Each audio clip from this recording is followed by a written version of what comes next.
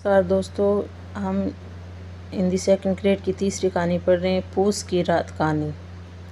ये कहानी के रचनाकार कौन है? प्रेमचंद। पूस की रात कहानी का नायक अलकू है। पूस की रात कहानी में पूस का अर्थ है महीने का नाम पोष। पूस की कहानी किस प्रकार की है? ये आदर्शवादी कहानी है। कहानी में प्रारंभ में पैसे लेने कौन आता है? सेना सिंह आता है। अलकू मुन्नी के पास कितने रुपए थे? 3 रुपए थे। जब अलकू मुन्नी से पैसे मांगता है तो मुन्नी क्या कह रही है? झाड़ू लगा रही थी। पूस की रात कहानी में मुन्नी है अलकू की पत्नी, एक कहानी की नायिका। लाओ, जो रुपए रखे हैं उसे दे दो। यहाँ अलकू के इस कथन से उसे का प्रयोग है सेना के लिए। सेना रुपए लेने आया इसके बारे में। और फिर अलकू उसे अपनी पत्नी मुन्नी को कहता है कि तुम उसे रुपए ला कर दो।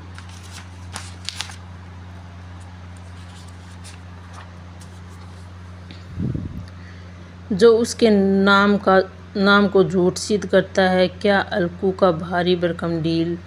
अलकू मुन्नी ने रुपए जमा कर रखे थे।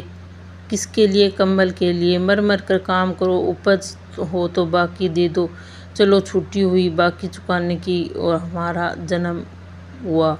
वक्ता में मुन्नी कह रही है कि जो हम कमाते हैं वो सारा तो ये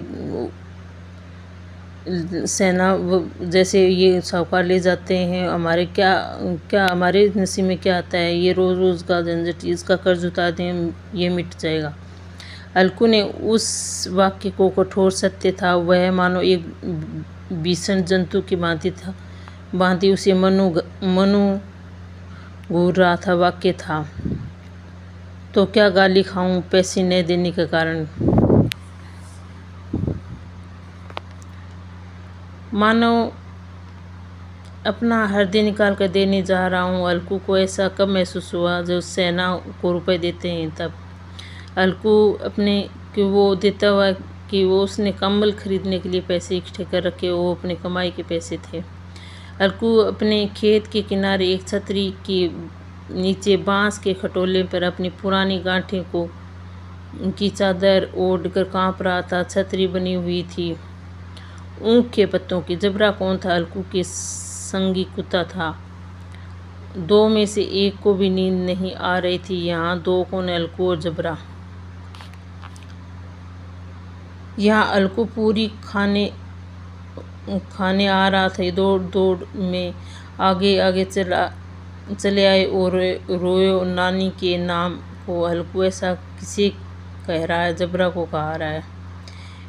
ये रान न जाने यहाँ से बर्फ के लिए आ रही है। रान के यहाँ का पछुआ कौन हो गई? पश्चिम दिशा से आने वाली हवाओं को कहा रहा है। तकदीर की खूबी मजूरी हम करें और मज़ा दूसरे लूटें। वक्ता कौन थे? अलकू। किसी तरह रात तो कटे, खालिस्तान चिलम तो पी चुका हूँ। वरना अनुसार अलकू कितनी चिलम पी चुका था? अलकू चिलम बहुत पीता था। 8 चिलम पी चुका था। किस ही पिछाद की भांति उसकी अलकू और छाती को दबाए हुए थे। कौन था जाड़ा दबाए हुए थे? पर वह उसे अपनी गोद में चिपटा कर हुए ऐसे सुख का अनुभव कर रहा था जो इधर महीनों से उसे न मिला। रेखांकित शब्दों में प्रयोग हुआ है अलकू व जबरा के लिए। एक अनोखी मैत्री ने जैसे उसके आत्मा के सब द्वार खोल दिए। उनका एक अनुप्रकाश से चमक रहा था। यहाँ किस अनोखी मैत्री का वर्णन किया है अलकू व जबरा के बीच की? करते हुए उसके हृदय में अरमान की बातें उछल रहा था। उसके प्रयोग हुआ जबरा के लिए। अलकू खेत में कोई एक गोली के टप्पे में बाग कौन था? आमू का। उसने अलकू पास के खालिस्तान खेत में जाकर कई पौधे उखाड़ दिए गए। रेगिस्तान प्रति अरहर के पौधे उखाड़ दिए थे।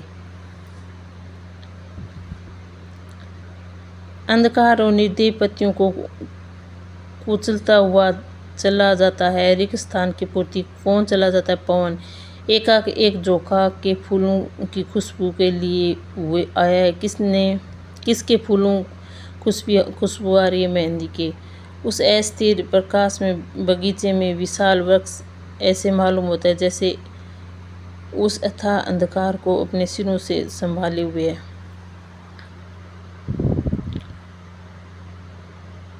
अंधकार के उस अनंत सागर में प्रकाश कैसा जान पड़ता है।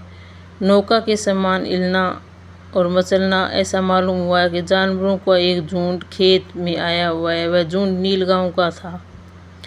खालिस्तान रस्सियों की भांति उसे चारों तरफ जकड़ रखा है। किसने अलकू को जकड़ रखा था? अकर्मण्यता ने। वो आलसी बहुत था इसलिए।